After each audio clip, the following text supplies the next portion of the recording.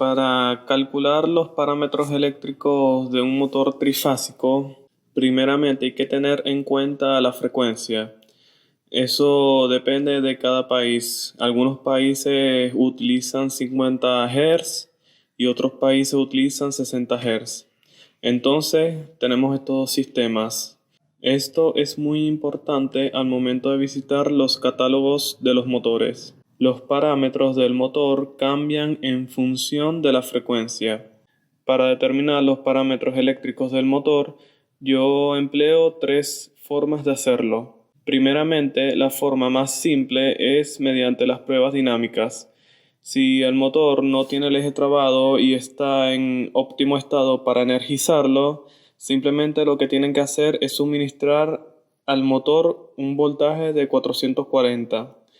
Una vez que llega a ese voltaje, podemos obtener la corriente en vacío. Hay que recordar que esta corriente en vacío se obtiene cuando en el motor no hay ningún tipo de acople, es decir, el eje del motor está completamente libre. Una vez se obtiene esta corriente en vacío, se prosigue a visitar el catálogo del motor, es decir, se tiene que tener en mente la marca del motor para poder visitar ese catálogo. En caso de que no se tenga el catálogo de la marca, prosiguen a utilizar un catálogo de una marca muy conocida como puede ser ABB o WEC. En base a ese catálogo se busca la corriente en vacío más cercana a la que nosotros hemos obtenido en dicha prueba. Se colocan los parámetros eléctricos en función de esa corriente en vacío del catálogo. En algunas ocasiones no se va a poder ejecutar una prueba dinámica en el motor debido a que el motor en cuestión puede tener ciertos fallos o ciertas deficiencias, como pueden ser que el eje esté trabado, que tenga un muy bajo nivel de aislamiento, que el bobinado pueda estar calcinado o algún otro tipo de falla que evita que se pueda energizar el motor para su prueba dinámica. Por lo tanto, se prosigue con otra manera de poder calcular los parámetros eléctricos del motor. Bajo este escenario, podrían utilizar las dimensiones físicas del motor. Como bien saben algunos, el diseño de fábrica del motor determina la cantidad de potencia del mismo. Por lo tanto, podemos medir las dimensiones físicas del motor para obtener los parámetros eléctricos en base al frame del mismo. Entonces, primero, y yo diría que es la variable más importante, es el diámetro del eje en la sección del acople.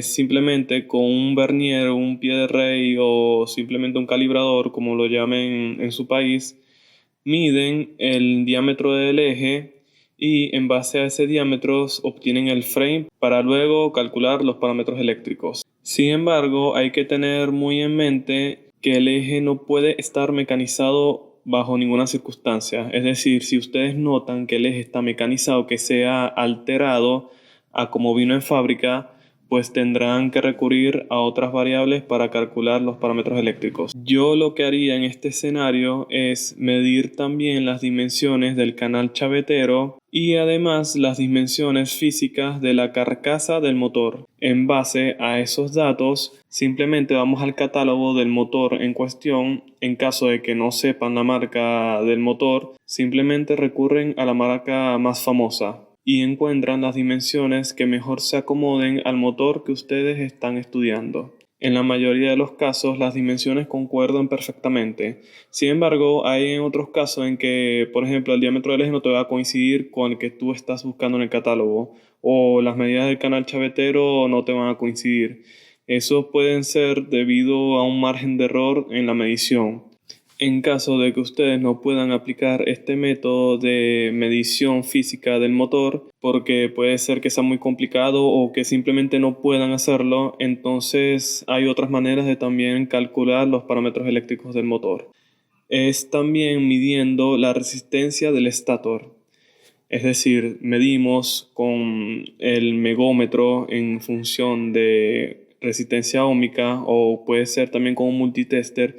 Sin embargo, la mejor manera de medir la resistencia del estator es con un equipo más avanzado que puede ser el equipo Baker. Y en base a esa resistencia óhmica se compara a otros motores que puede haber en una base de datos.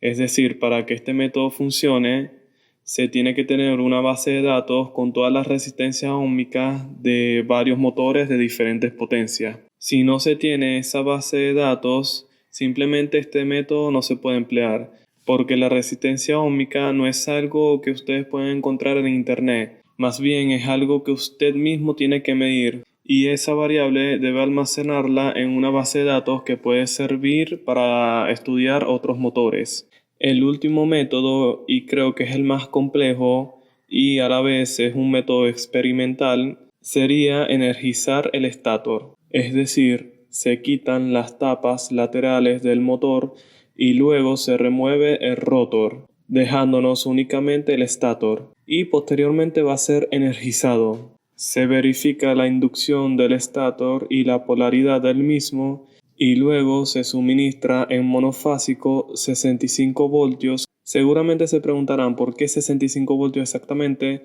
pues por experiencia el motor alcanza la corriente nominal de placa en monofásico cuando se le suministra de 60 a 70 voltios. En promedio o en gran mayoría alcanzan su corriente nominal a 65 voltios.